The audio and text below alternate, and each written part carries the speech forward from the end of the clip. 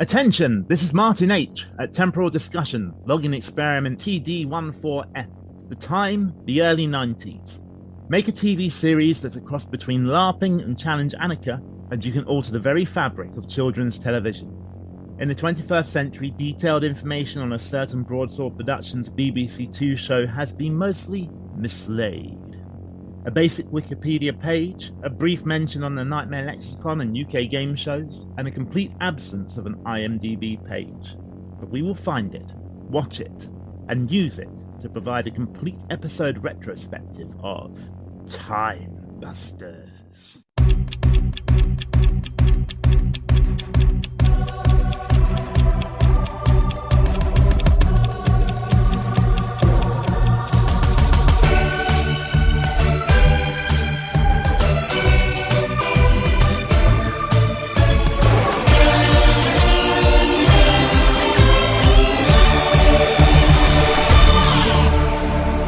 Welcome, Time Vandals, to Temporal Discussion, the episode-by-episode Nightmare Retrospective podcast. I'm Martin Harder, and I'm joined for this TimeBusters episode by the one and only Jason Carl. Nice to be here with you again. So exact details for TimeBusters episode are difficult to establish due to the general lack of information online about the series, but I have been able to do some digging on this one. I've worked out that this episode was most likely broadcast on Sunday the 21st of November 1993. Meatloaf was reminding us that he would do anything for love, but immediately contradicting himself by insisting that he wouldn't do that. And the film topping the box office was the Disney mega hit Aladdin, featuring the voices of Scott Winger, Linda Larkin, Jonathan Freeman, Gilbert Gottfried, and of course the venerable Robin Williams. And I apologise if I've mispronounced any names in there.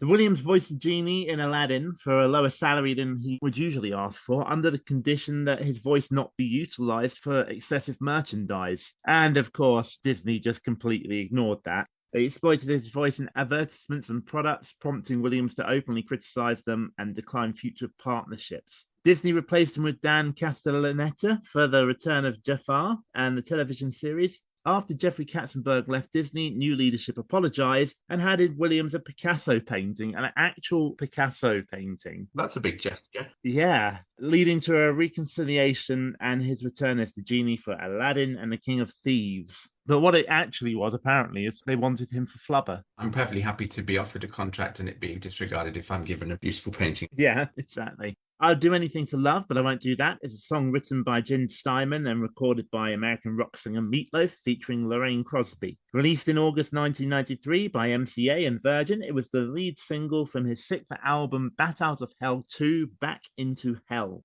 Did you know, by the way, that the original album, Bat Out of Hell, actually was in the albums chart for over 10 years? Do you know, I have absolutely no knowledge of practically everything you've just said. Yes, I've heard of Meatloaf. Beyond that, no. Fair enough. The song's final 6 verses are performed by Crosby, though she was credited only as Mrs. Loud in the album notes. However, she doesn't appear in the music video, directed by Michael Bay. Her vocals are instead lip-synced by model and actress Diana Patrick. When promoting the single, Meatloaf performed it alongside American singer Patti Russo. The song became a massive hit, reaching number 1 in 28 countries. In the US, it was certified platinum and remains Meatloaf's only song to top both the Billboard Hot 100 and Cashbox Top 100. I don't really know what that's all about. I don't know the difference between... It sounds impressive. Yeah. So it was also his only number 1 in the UK, which actually took me by surprise, ending the year as the best-selling song of 1993 in Britain. And the track earned Meatloaf a Grammy Award for Best Rock Vocal Performance Solo, even though it technically wasn't a solo. I've learned something. Thank you. And now, podcast capsule activated, retrospective analysis confirmed. You'll immediately notice some major differences here from the episodes we looked at before. Both our previous casts on TimeBusters have focused on episodes from Series 3, whereas this is an episode from Series 2. From the 22nd century come the Time Vandals. Led by the fanatical Dr. Paradox, they plunder their way back through history. Nothing can stop them. Nothing until now. Welcome aboard the one bus that runs on time. Forgive the little joke, because this time-busting business is deadly serious. We're out to stop the Time Vandals from changing the future by sabotaging the past. And right now, there's an urgent need for a fresh team. So, Buster, will you board me a crew? Team in range. ready to board, Gav, if you'll just do the honours. Right away. Buster, while still voiced by Nick Collette, is confined to a voice-only role, with main presenting duties currently in the capable hands of Michael Charlton as Professor McNulty. Charlton, as McNulty, appeared in every episode for the first 2 series, helping the TimeBusters to achieve their goals. Okay, Buster. Next stop, the trouble spot. And don't spare the horsepower. You've been watching too many old movies, Gav, but I get the message. Welcome aboard, team. I'm Professor McNulty, and the little voice you'll hear in a moment is Buster. Say hello, Buster. Hello. Now, I'm afraid Buster is, he thinks he's a double-decker bus. He's obviously not. He's my navigational computer. Which is why I got a bell and a neuter and 4 wheels and everything that goes with a bus. All right, Buster, I concede you are a bus. Right, now we know who we all are. Who are you? Lucy, Jenny, Sarah, Vicky, Andrew. And what school do you come from? Mayville High School in Southsea. Good. Yeah, and this is quite a significant change from the first series, isn't it? Because we've lost the co-host TJ in this series, and we've lost the second team. So it is just one team in series 2, which plays against Dr. Paradox with much more of that arch-villain emphasis. Now, you'll learn about the mission in a moment. But first, I think we ought to size up the opposition. This is Dr. Paradox, or rather some of the disguises he uses. Now, whatever this man is doing, and his Time Vandal friends, we have got to stop, all right? Now, one way you can do that is with one of these. It's a time capsule. Now, wherever he is, he'll be using one of these to arrive and to escape through time. So, find the one he's using this time, bring it back to me, and we have beaten him. Excuse me, Gav, but you ain't gonna like this. I locked onto the trouble spot like usual, but, well, there's good news and there's bad news, like. Yes, we'll get on with it. Okay, well, for a start, we ain't travelled through time. At least, not much, because it's still 1993. Yes, and? Well, we certainly travelled through space, Gav, because we appears to be all at sea. Oh, well, dear. see what I mean? Yes, I do see what you mean, Buster. One of the TimeBusters video monitors shows us an image of the P&O ferry ship, the Pride of Bilbao, where we're told the bus currently resides in the vehicle deck. I doubt it was ever on it at all, to be honest. I mean, I have no idea. I'm just surmising that. But why would you bother to take it onto the ferry in terms of production when that's not necessary, because you're going to be taking the plastic console? Exactly. And there's absolutely no shots whatsoever of or there are no moving shots, I should say, of the bus on the ferry. So it suggests that perhaps it wasn't necessary to do it. And from a production point of view, it would be a lot of faff that perhaps wasn't necessary. But I don't know. I'm not convinced it would be legal to take a double-decker bus on the ferry anyway. I don't know anything about the legalities of taking buses on ferries, so you may well be right. The Pride of Bilbao was a well-loved ferry that ran between Portsmouth, England and Bilbao, Spain from 1994 to 2010. Is that right? Hang on. When was this episode? 1993. Yeah, okay, so that can't be right then. No. Okay, strike that, reverse. The Pride of Bilbao was a well-loved ferry that ran between Portsmouth, England and Bilbao, Spain, under P&O ferries. Originally built in 1986 as the MS Olympia for Viking Lane, it was later chartered by P&O and became a popular mini-cruise option across the Bay of Biscay. It was a big ship, about 177 metres long and weighing 37,500 gross tonnes, with space for around 2,500 passengers and 600 vehicles. On board, there were plenty of comforts, including restaurants, bars, shops, and entertainment. Unfortunately, the service ended in 2010 due to declining passenger numbers and financial issues, but it wasn't the end of the ship's story. It was sold, renamed Princess Anastasia, and spent years sailing the Baltic Sea for St. Peter Line. Then in 2022, it was bought by Moby Lines, given a fresh new look, and rebranded as Moby Orally. These days, it's still going strong, operating in the Mediterranean under the Italian flag. We should probably address the elephant in the room at this point, because this ferry is known for other reasons. Many of you will probably be aware that the Pride of Bilbao's story does unfortunately feature some tragedy. On August the 20th, 2006, a tragic incident occurred in the English Channel when the 25-foot yacht Ozu collided with the Pride of Bilbao. The Ouzo had set off from Bembridge and the Isle of Wight, bound for Dartmouth, with 3 experienced sailors aboard, Jason Downer, James Meeby, and David McFarlane. Meanwhile, the Pride of Bilbao, which was on its usual route between Portsmouth and Bilbao, Spain, was navigating the same waters. Between 10:30 p.m. and 11 p.m., the ferry either struck the yacht or caused it to capsize with the force of its wake. The Ozu was later found overturned, and the bodies of the 3 sailors were recovered in the days that followed. An investigation by the Marine Accident Investigation Branch suggested the ferry likely hit the Ozu or caused it to capsize. Although the ferry's crew claimed they were unaware of any collision, it became clear that the ferry's watchkeeping officers had failed to properly monitor the yacht, and crucial collision avoidance procedures were not followed. The inquiry also pointed to serious issues with the lookout procedures aboard the Pride of Bilbao. In the aftermath of the tragedy, new measures were introduced to improve training and lookout procedures for large vessels operating in busy shipping lanes. The incident served as a harsh reminder of the dangers small boats face when navigating at night in congested waters. As with most tragedies, it did at least lead to better safety measures. It was quite a big deal at the time, I remember, and I can't help but think that that probably led or helped lead to the declining passenger numbers. But what of the time vandals? Have you got any spy cam information? There's too much machinery down here, Gav. We're in the ship's hold. What's more, there's a little man banging on the door saying we ain't allowed to stay in our vehicle while the ferry's at sea. Yes, well, that settles it. We're going to have to relocate. OK, the 2 of you grab Buster's console while we're out of the way, OK? The rest of you follow me. So, due to the laws against people being in their vehicles on ferries at sea, and I'm not sure why that law exists. I have always wondered myself when I'm on a ferry. Anyway, the TimeBusters relocate Buster's console, which is a very high-tech looking plastic box, essentially, to one of the rooms on the ship, which I think, based on looking at it, is probably like a sort of meeting room. Yeah, it looks like it. As the team drag the console through the ship itself, we see a rather shiny staircase with gold handrails. And I believe that, Martin, is what triggered a memory from yourself. Yeah, so I saw this rather ornate staircase and just suddenly realized I've seen that staircase before. There is a bit of a story behind this. I should say I've not heard this story before, so I'm hearing it the first time as the listeners are. As I was writing this, I decided, actually, I'm going to send this in to Simon Mayo for his Confessions podcast. That's made it sound more interesting already. Dear Father Simon and the rest of the Confessional Collective, my confession concerns events that occurred in mid-2002. I was out with some friends celebrating a birthday with a pub crawl around Portsmouth. We were probably only 2 pubs in when we passed by the railway station and saw a poster for a deal that the local train company had with P&O Ferries. Back then, sea travel was still relatively cheap. Sea journeys are healthy.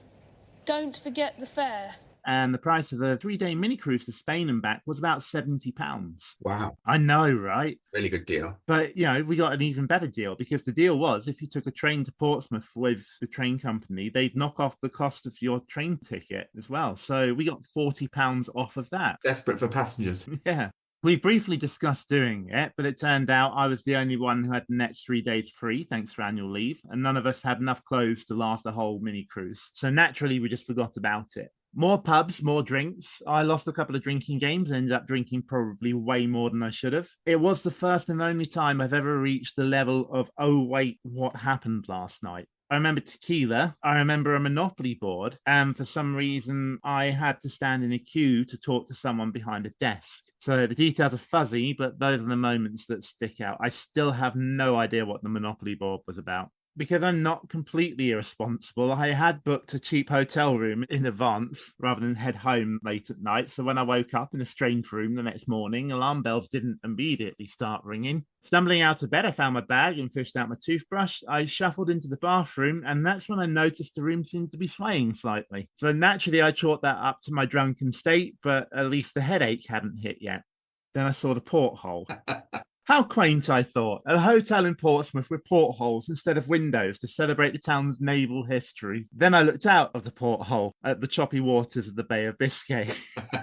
And that's where my headache decided to make an entrance. Surely only elves cross the great ocean, and when they do, it's never to return. Turns out I'm very good at acting sober enough to buy last-minute tickets on a mini cruise. After chatting with some fellow passengers who all apparently thought my name was Herman, I pieced together the events of the previous evening. I'd boarded the ship with everyone minus my friends. They'd apparently given up trying to talk me out of getting a ticket and gone to the hotel. In the main bar, they did an introductory show on how to make the cocktails they were selling, followed by a quiz on cocktails. I had recently been doing a mixology course. So it was questions like, what is the second ingredient of Long Island iced tea? So I apparently won 3 of these jugs of cocktail.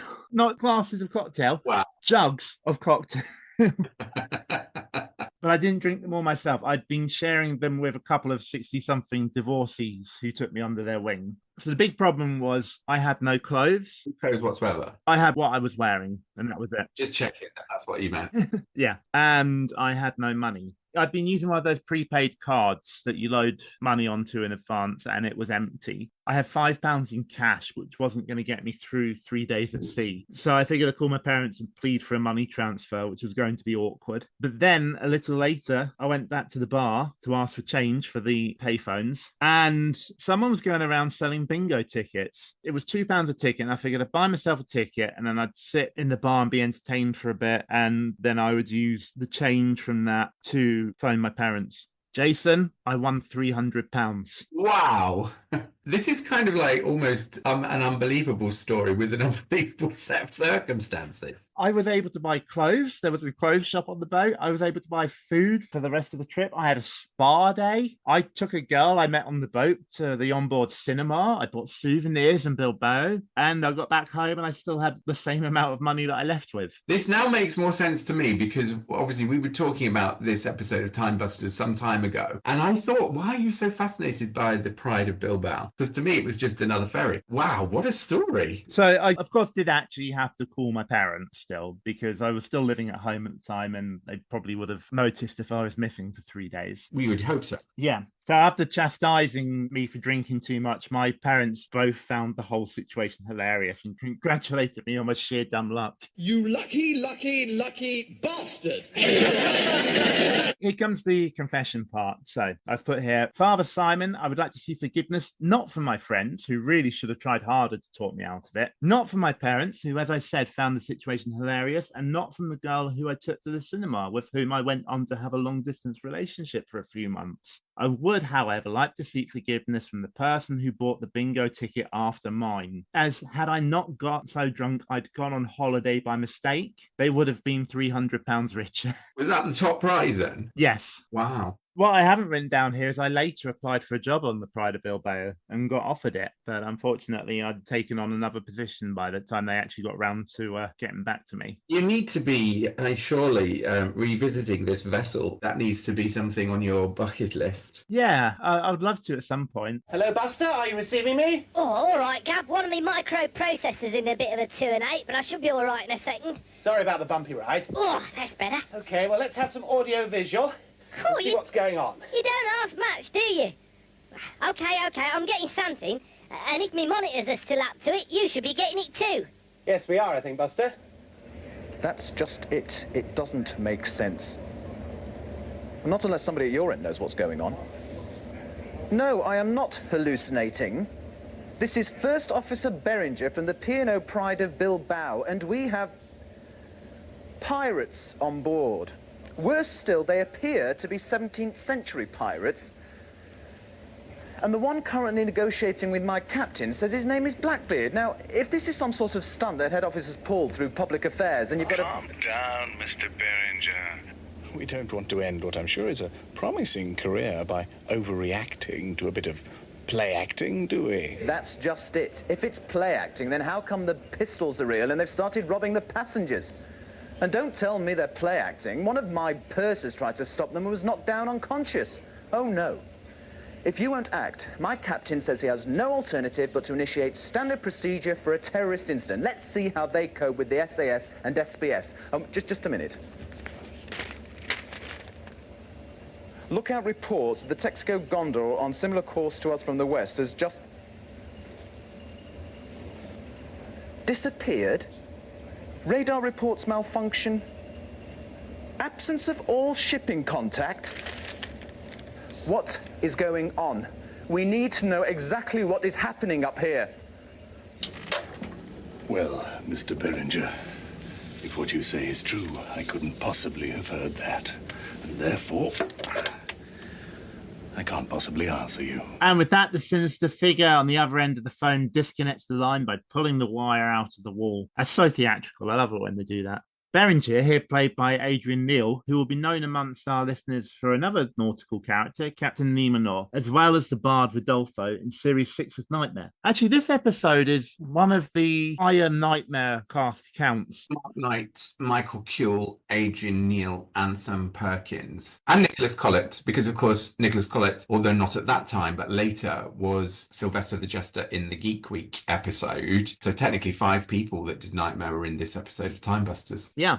After the exposition dump, during which we can see Michael Kuehl as Blackbeard in the background, Professor McNulty asks the team what they think. They correctly deduce that the person on the other end of the phone is Dr. Paradox, who has purposefully brought the pirates through time to cause chaos on the ship. The team decide to talk to the passengers and see if they can find the pirates and question them. I do love that the passengers on the ship are quite clearly just passengers on the ship. Yeah, this episode for me is kind of mad. Yeah. It's a mad exposition and scenario anyway. Of course, it's time travel, blah, blah. But it's very clear that all of these passengers will have been told, I'm sure, by signage, etc., that filming is going on, but not probably very many more details. And that they just are standing around, sitting around, bemused and mostly laughing at this performance that's happening around them with these kids in red helmets running about and these crazy pirate characters doing what they're doing. It must have been very confusing for the passengers. They did a good job though of ensuring that they didn't interrupt, or if they did, obviously they didn't use those shots. But yeah, it's just a mad idea. Let's do an episode of TimeBusters on a P&O ferry, and it would have posed all sorts of probably additional problems to other episodes. But you know, it's fun and it's hilarious. Is it any more mad than let's do an episode at a theme park, though? I think it's more mad than that because... less open space, I suppose. There's so much more that you can do with a theme park. You're very limited with what you can do on a ferry. Obviously, they placed the timeline within the program's universe as the same timeline as in reality because you wouldn't be able to do it any other way. But the thing I think about this episode is that not very much happens. It's true. There are a lot of characters that we meet, some of them quite overplayed, but that applies to TimeBusters in general. But the actual contestants don't really do anything in this episode compared to a lot of the other episodes of TimeBusters. It's very passive, I think, for the TimeBusters themselves, this one. They just sort of run about. Absolutely. But it's wonderful to see lovely performers from Nightmare like Michael Kuehl performing as Blackbeard, and the makeup and the costuming is great on these characters. And Dr. Paradox, who, as we know, always appears as a different character, a different appearance in each episode, here is playing a sort of PR executive called Alex Mordaunt with a very camp lisp, which I personally was a little bit surprised to see when I rewatched the episode. And then Sam Perkins as this roving reporter from ITN. Without the camp list. So suck it, Martin Adoni. Yes. Yeah, I don't know if ITN would allow that to happen nowadays. Maybe it didn't matter so much then, I'm not sure. I tell you what I did notice though, Martin, or perhaps I should say Herman, is that on one of the shots, you can see a lot of the advertising promotional posters for companies on the ship, I should say. One for Lancome I saw, which wouldn't happen nowadays. So television production, very different then, way back in 1993. There's also a shot when you're seeing the Blackbeard scene where there are the members of the public standing around. If you look carefully, you can see a cameraman stood in the passengers, members of the public, standing there with his camera very obviously, which we don't usually see in TimeBusters, or very, very rarely if we do, but there is a clear one on this. But I suppose they could explain it by saying they're with ITN. Absolutely. And that would be a perfect way of explaining it away. Right, stand by, Granty. Ship team, rather. Okay. And TimeBusters, stand by. And TimeBusters, go! Go, quick as you can. Headsets on, everyone. Search the deck. Search the deck. What are we looking Buster, for? could you put up the map, please? People. Pirates. Pirates. Look for pirates. Not that way. The other way, Andrea. Oh, we found a pirate. The team stumble upon Blackbeard, played by Michael Kuehl, and his crew attempting to rob the passengers. The passengers in this case, as we stated, being actual passengers from the ferry who are finding the whole situation quite hilarious. Blackbeard eyes the runners up and laments that they are wearing no jewellery and don't appear to be carrying any gold. Michael Kuehl is just a treasure, isn't he? He's wonderful, I think. Now, he also, and I know he's been on this podcast and told you probably in a previous episode, he wrote some of the episodes of TimeBusters. I don't know which ones, but he actually wrote and conceived the concepts and the conceits for some of the TimeBusters. He's brilliant here. He's in his element. He's a big character. He's a big personality as a performer. And I think he really does Blackbeard or Edward Teach well here. Good fun. He does repeat himself a little bit, but I did feel when I watched the scene that the other performers there, the other pirates, are not particularly supporting him in his ad-libbing. I know exactly what that feels like, but yeah, he does a great job, and it looks great too. The way they did his hair and his beard, I think, is really good. No matter what role he's playing, he just seems to be having tremendous fun. Absolutely, and I believe that before he was an actor in TimeBusters or indeed Nightmare, that he already had a lot of live-action role-play experience, and that he had a personal interest in gaming and role-playing games in general, I believe. And therefore, if that's the case, then his ad-libbing skills are going to be very well honed. And it's really obvious that he's at the top there with those. Yeah. Now, let's see now. Gold buckles? No. Gold waistband? No. Nothing on the wrists? I don't know what you brought me these for. They're useless like the rest of them. No gold? We was promised gold, weren't we, boys? Gold on our ears. We was... Ask them who promised the gold. No, can't even see their ears on these heathen devices. We should try another deck cabin. Oh, it's no use. It's old galleons full of poor people. Andrea, ask them who promised the gold. We were promised gold, weren't we? We were told this would be the greatest robbing expedition of all time. No gold. We are being used, boys, if that. Okay, hold on. Who promised you the gold? Oh, some strange fella. Strange-looking fella. Had the strangest name in the world. Called himself Pair of Ducks. Pair of ducks. Ask him if it was Paradox. In a pub in old Jamaica. Was it Paradox? Paradox, that was it. And if I get my hands on him, I will slit his gizzard soon as look at him. So Michael Kuhl, he's an absolute delight here. He's acting and ad-libbing his heart out, and you can practically see the teeth marks in the scenery. He tells the runners that Paradox is somewhere on the ship. They tell Blackbeard the real name Edward Teach, that they're looking for the same man. Obviously, Paradox is Paradox. Blackbeard tells them to let Paradox know that as soon as he sees him, he's going to be keel-hauled and then walk the plank, although technically it'd be easier to make him walk the plank first, as keel-hauling would require him to be in the water already, of course. The thing is with that, Martin, when you're keel-hauling somebody, you've got them on a rope, so you can drag them all across the underside of the ship and then back on board. Whereas when you're making someone walk the plank, you don't want them back on board, ever. Walking the plank is designed to be a method of permanent disposal. If you tied your victim to a rope, made them walk the plank so that they were in the water, and then keel-hauled them, once you'd hauled them back aboard, you'd have to make them walk the plank again. And that would be a bit of a waste of time, wouldn't it? You know, just chuck them in the first time. Why bother to have them walk the plank twice? So yeah, Michael Kuhl is correct here. Keel haul first, walk the plank afterwards, if you're going to do them both properly. Well, what are you doing standing there, young man? The same man.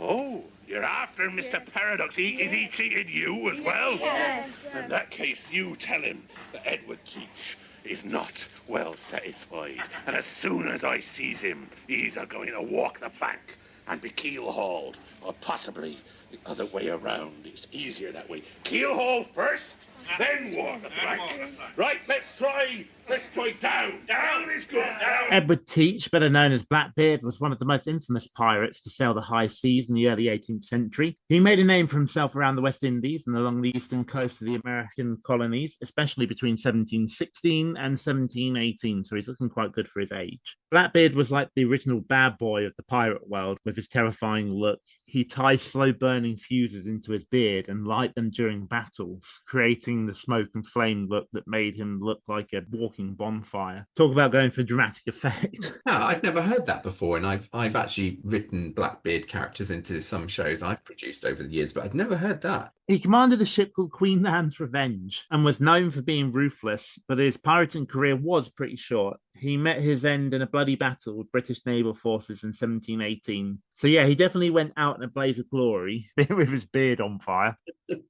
Blackbeard's legacy has lasted centuries, though, so at least he has that going for him. His legacy remains all these years later. The team decide to follow the pirates to the lower deck so they can question them further. Hold on. Just a moment, what do you think you're doing? Eh? Just trying to find Blackbeard. Well, you're not getting through here. No, matey, no. So we want to talk with Blackbeard. More than my life has let you through here. We want to talk with Blackbeard. Yeah. Oh, you want to talk with So it's Blackbeard, about- do you? Well, I've been told, let me inform So you, it's about Paradox. that he's not to talk to anybody wearing his funny red clothing, all right? It's about Paradox. I don't care what it's about. So the team are blocked by another pirate. Is it Jem Cribbage or Jim Cribbage? Jem, according to the credits at the end. So we'll go with Jem, played by Mark Knight. He tells them he's been instructed not to let them talk to Blackbeard, but laments that he's not being paid enough. The team tell him that they can get hold of gold if he lets them through, but he's not having it. They'll have to find another way past. They soon see Beringer wandering around looking extremely concerned and approach him. Yeah, I'm not sure about this comment about I'm not being paid enough. Were pirates paid a wage? Just seemed a little bit out of place to me when he said it. Sounded like something somebody from the 1990s would say rather than somebody from the 17th century. Pirates typically weren't paid a fixed wage. Instead, they earned a share of the ship's profits or spoils after a successful voyage. Do you know anything about pirates? Anything about the pirates? Yes. Who are you? We're to help them stop coming on this boat. So you're a friend, not a foe? Yes. Well, thank goodness. It's about time we had somebody on our side. We don't know an awful lot. I'll tell you what. You tell me what you know, and then I'll tell you what I know. We'll pool our resources. Well, all we know is that Paradox, Miss Dr. Paradox, he said that he can give them some gold, but that's all we know, and they That's won't all you know? let us through up there. Well, I mean, all I know is basically the same sort of thing. They seem to be guarding all sections of the stern. They won't let anybody through. I don't know what's in there that needs to be guarded, but I can't tell any of the passengers because it would just lead to panic. I really don't know what we're going to do about it. But listen, you know, be careful. I'm not going to say this to anybody else, but I think the pistols are real, and these pirates might be dangerous. Okay? That's my bleeper. I've got 1,000 reporters to try and explain this to. Keep in contact, and good luck. This is the beginning of the tasks, if you like. And in this series of TimeBusters, we do get an on-screen graphic, which is a good idea for the viewers because it explains to the viewers what the TimeBusters, what the contestants have to do now, because it's not that clear without the graphics. Yeah. And it sets the point of what they're trying to achieve at each section through the show. What they've done so far is go and talk to pirates, be told they're not allowed to talk to pirates, and now being told they have to find another way past and they want some gold, and that there's something being guarded at the front of the ship, or at the stern of the ship rather, first of all. And they locate a map, which is just, this made me laugh, because the map that they're using, the runners are looking at, is the actual map on the wall of the vessel. And then we have the computerized TimeBusters version of the map that is appearing on Buster's screen on his plastic console in the meeting room. And they don't really match if you look at them. No. So I'm not sure how much use they would be. Even in my disembodied state, I'm still well capable of monitoring a few measly remote spying devices. What's more, I can tell a useful bit of info when I see one. Well, stop blathering and patch us through, please. And will you transmit to virtual visors as well? All right, Gav. I'm sorry, Mr. Mordaunt. We would normally extend the greatest cooperation to the travel industry, but we do have a problem, shall I say, an incident on decks 5 and 6, and I don't think you and your guests from newspapers and television will be any help at the moment. Surely, Mr. Beringer, such a public relations coup, I mean interactive drama, to while away the long sea miles between England and Spain and entertain your passengers in such a unique and, dare I say it, proactive manner. This is going to make news, Mr. Beringer, and good news for you. I'm sorry, Mr. Mordaunt, but no. You and your guests will be given full access as soon as the captain agrees it is suitable, but until I shouldn't then, have to remind you that Time Travel have paid a great deal of money to hire these conference facilities and embark the press entourage. Yes, yes. We are well aware and appreciative of your commitment. Meantime, we do have a situation on board. Well, we'll see. Mr. Beringer, Yes. Jenny Bagshot, Independent Television News. Oh, I see. Could you tell me, please, was the Viking longship, the one we saw a couple of seconds ago, was it also part of your brilliant reenactment scenario? Viking long... Yes, I believe it may well be. Right, now, ladies and gentlemen, if you'll just excuse me, I really... Mr. Berenger? Yes. Mr. Berenger, Yes. if you won't let the others downstairs, won't you let me represent them, just one person? Sorry, Miss Bagshot, not a good idea, particularly with the amount of gold you're wearing. What's my gold got to do with anything, Mr. Berenger? Could you answer me that, please? Just a joke, Miss Bagshot.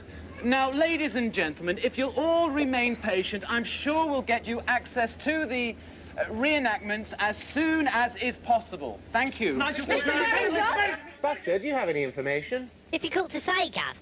But as Paradox is not only doing the mischief, but also inviting the press along to witness it, it does look as though he's after the publicity. It's obvious to the viewers that Mordaunt is Paradox in disguise, and that the reporter Jenny Bagshot, played by bleach blonde Samantha Perkins, is going to play an important role in the story later on. Buster deduces that Paradox's plan requires a bit of an audience. I've said before I'd have a bit of a thing for Sam Perkins, but I think she looks brilliant here. She does look great, and it's nice to see. I don't know if that's her actual hair. Do you think it is? I don't think it's a wig, but I'm not sure if it's her actual hair colour. It might have pieces put in it. But yeah, she looks great, and she does a really good job. It appears like she's more of a local TV reporter rather than a sort of top-level ITN reporter, but she does identify that they are independent television news, which is ITN. We've looked at the map and we're going to go upstairs and right along to the end, see if we can get down to the stern. We're going to try and get along up to level 7. We've just found the reporter. There we have it. Pirates on board the ship, taking jury in an interactive drama and not returning it. This is Jenny Bagshot for Independent Television News. She's there under the premise that she is having to cover what is going on with time travel, which is the name of the company that Dr. Paradox's character, Alex Mordaunt, is doing the PR for. And so we have this wonderful setup, this facade, which actually, of course, is just Dr. Paradox trying to cause havoc by switching time about, as usual. And in this case, bringing the pirates. But we've skipped over something which I think is really important. There is a comment about a Viking longship going past. Yes. That is sort of thrown away, really, and isn't necessarily important in the storyline, in the narrative. But if you look back at, and I think you mentioned it already, this vessel, the Pride of Bilbao, was originally, or at some point, under a company that was called the Viking Line. Yes, originally built in 1986 for Viking Line. So I wonder if that was a reference to its former use. But it maybe infers that several timelines are coming together, doesn't it? Which is not the normal TimeBusters premise. Because obviously we've got the 17th century Blackbeard pirates. Well, that's one timeline that's coming into the present, i.e. 1993 in this episode. But then if you've got a Viking longship as well, then that suggests a totally different time period is also coming into the one of this adventure, which is different to other TimeBusters episodes where you don't get multiple times coercing together to create a scenario. So yeah, I found that quite interesting. Time is quite literally out of place. Yeah. Yeah, absolutely. Excuse me, can you tell us what you know about the Viking ship? Well, we just saw it go past. Miss Bagshot, can I have a word? Yes, in a minute. Will you go away? I'm doing some vox pops. Can you just...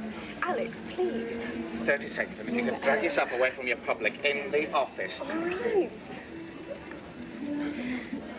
I mean, I am just running round. My feet are absolutely killing me. I mean, this is ridiculous. And as for Alex, he's absolutely useless. I mean, why someone calls him a press assistant? Well, who is he then? Like, what does he do? Well, he's working for this time travel thing, and we were sort of coming down here to report. Sounds very suspicious. Ask her what he knows about it. What does Alex know about the time? Does he know anything about it? Oh, I don't think Alex knows his arm from his elbow, to tell you the truth. She was definitely almost going to say arse, wasn't she? Totally in agreement with you. Like Nightmare, there were no sort of retakes as such. So, you know, what is happening live is what you see on the show at the end, although it is obviously edited. So, yeah, she's clearly correcting herself, luckily, prior to saying a word that perhaps Children's BBC would not be happy with. Nightmare did actually get away with it, saying smart ass. Just listen, you stupid lizard! Now, do you understand or don't you? I don't understand. I know. Smart ass. There's a big difference between saying smart ass to ass. That's very true.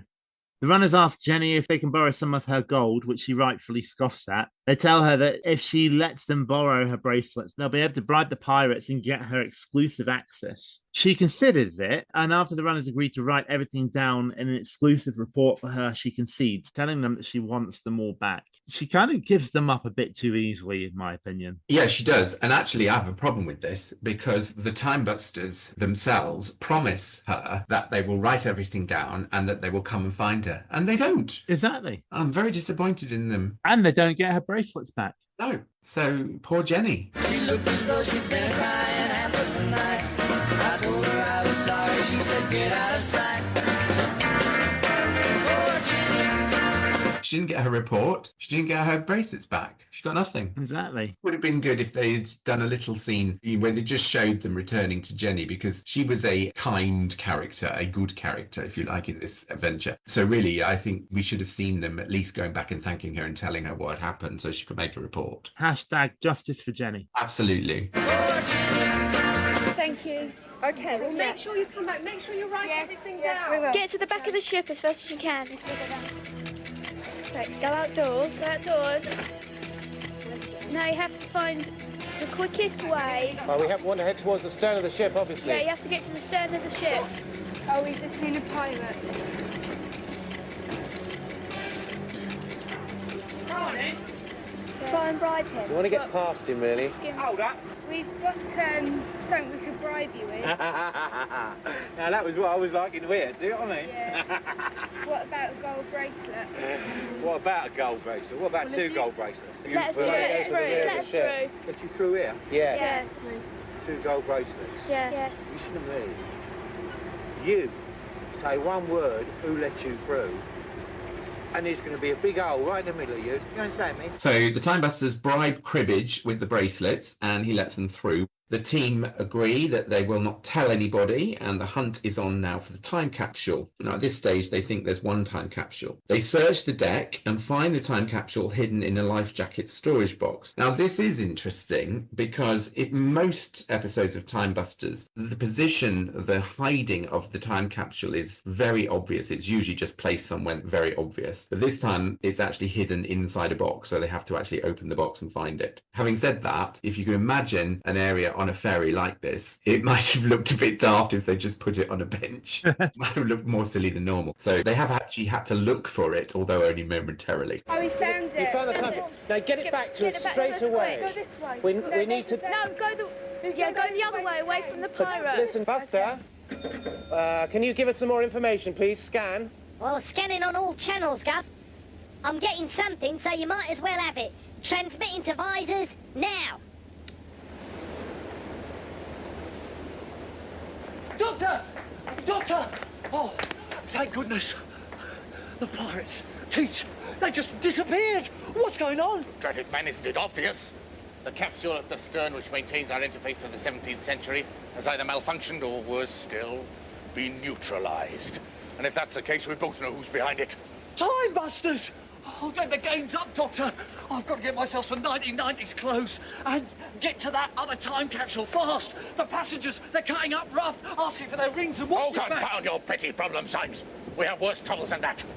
In any case, security around the main capsule is almost airtight. It'll be hard enough for us to get to it, let alone TimeBusters. Then where is it then, Doctor? Oh, don't be stupid. It's obvious. Now get a change of clothes and join me on deck 4.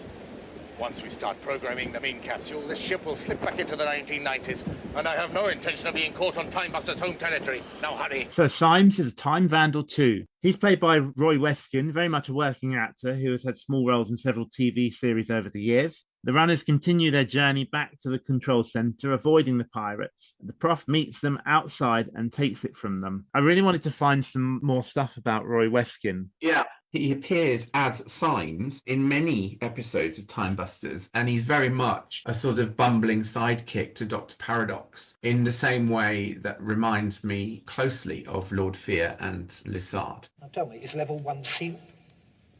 Yes, Lordness. Guards at every egress, and the password. No, don't say it out loud, you stupid newt. Well done, Council. Got the first time capsule. Now, you saw that information.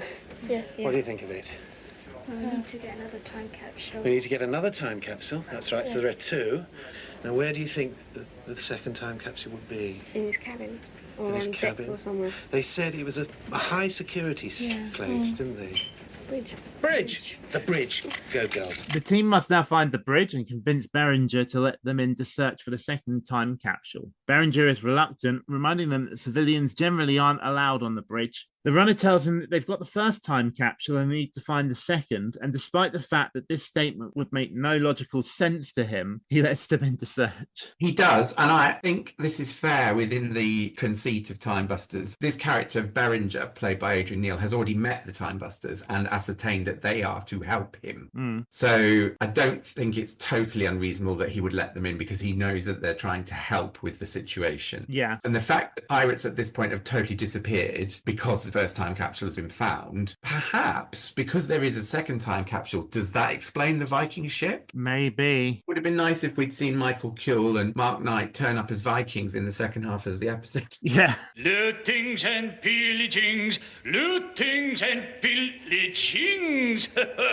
At this point, this poor chap, Beringer, he's had to deal with the fact these pirates are definitely from another time. He's worked that out. And I suppose after that, someone talking about time capsules probably isn't really that big of a stretch. And then we find that the time capsule, this time not in a secreted position. This is just literally placed on the control panel. And then he says, oh yeah, you can take that. I've never seen it before anyway.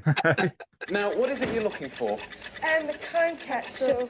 Okay, well, There it listen. is there. No, please don't touch. What We is it? found it. You found it? Yeah. You want that? Yes.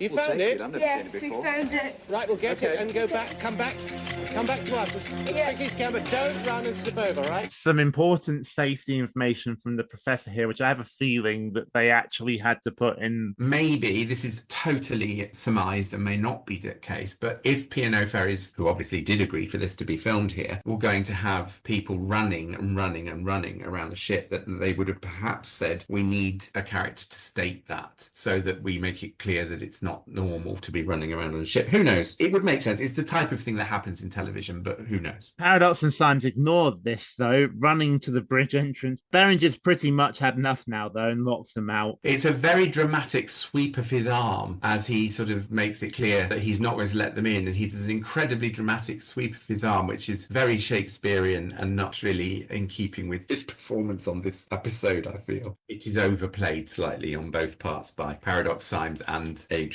Neal.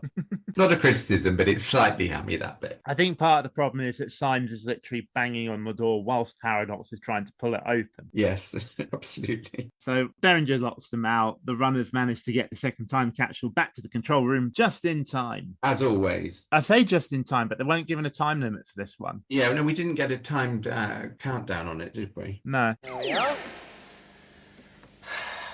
Well done, girls. Well done. That's a record. Not one time capsule, but two. That's the last time Paradox will be holding a publicity stunt. I mean, heck, who needs publicity like that? Okay, I think we'd better get Buster back to the time bus. As for you lot, see you back on dry land. The credits roll over footage of the Pride of Bilbao cutting through the water. So what do we think of this episode? I quite like it because it's daft. I think it's less clever than many TimeBusters episodes, where in many episodes we do get sort of quite historically accurate depictions of certain things happening. Whereas, of course, in this one, it's not. It's set in the year it was made. I love the overplayed characters. I think the pirates are great. I think the bemused passengers makes it hilarious. I think the concept of taking a production onto a ferry of that type is very, very brave, and good on Tim and his team for doing that. I think it was visually interesting and very different from the other episodes of TimeBusters. It's quite unique in that regard, I think. So all in all, I think it's a good episode, but it's daft.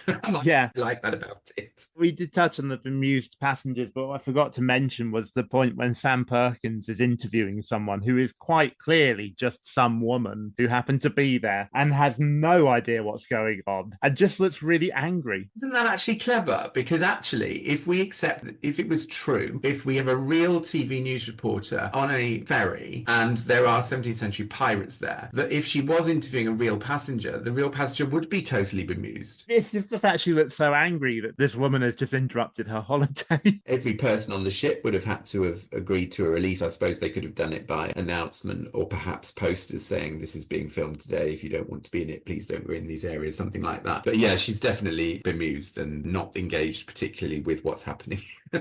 Yeah, it is bizarre. I think Michael Kuehl was maybe a little underused. I would have liked some more scenes with him. Definitely. Totally agree with you there. Maybe the second time capsule was not really a great idea, because if we'd have had it as one time capsule to find, then we would have had the pirates in the episode to the end. And that might have provided a bit more drama towards the end. And the fact that the TimeBusters themselves didn't really do anything other than ask to borrow a bracelet and give it to a pirate. Nevertheless, having said all of that, we're critiquing it. I like this episode. It's funny, it's daft, and it's memorable. What did occur to me, actually, is I was thinking, okay, well, if this is going from Portsmouth to Bilbao in Spain, then did these contestants have to go on a mini cruise and the whole production team? Because if they did, then that would have been an extra boon for the contestants who would have got a free little holiday. Yeah, I think free little holiday. Yeah. There are no other stop-off points. It was Portsmouth, Bilbao, Portsmouth. It would be interesting, actually. I don't know if this has ever happened. I haven't been able to see or find any accounts from people who actually appeared on TimeBusters to actually speak to some and find out from a contestant's point of view some information about how it was filmed, because we don't really have any idea. We're making a lot of guesses, but we don't really know. If you're a time buster, why don't you get in touch? If you're enjoying the podcast, we'd love it if you could leave us a rating and review on your platform of choice. It really helps us grow and reach more people who might enjoy what we're doing. You can also follow us on Blue Sky at nightmarepod.bsky.social and on Mastodon at topspicy.social/@nightmarepod. We're Nightmare Pod on Threads and Twitter, and you can find us on Instagram at Temporal Discussion. We know ads can be a drag, so we're keeping this podcast ad-free with the help of our amazing supporters on Patreon. You can join them by supporting us at Nightmare Pod. Big shout out to our incredible supporters, keepers of the Book of Quests, David N. Rabbit, Paul McIntosh, Peter Paulsford and Scott Evans. Advisors, Benjamin Bloom, David Thompson, Kim Harder, Kim Stewart Crossley, Lord Entropy, where the O is a 0, Paul Crady, Peter Sidon and Pig Bennis. Hello, Piggy, Piggy, Piggy. And of course our Dungeoneers, Peter Courage, Dan Heath and Adam Battersby. If you want your name mentioned on the podcast, support us at Dungeoneer level or above on Patreon. Patreon supporters also get access to exclusive episodes, merchandise, and if you pledge as a keeper of the Book of Quests, you'll even get the chance to join us as a guest on the show. All our paid up members also get access to each episode an entire week before everybody else. Check out our website at nightmarepod.co.uk, and if you're after some cool temporal discussion gear like t-shirts, stickers and more, head over to nightmarepod.redbubble.com. You can also drop us an email at podcast@nightmarepod.co.uk. And remember, just keep telling yourself it's only a podcast, isn't it?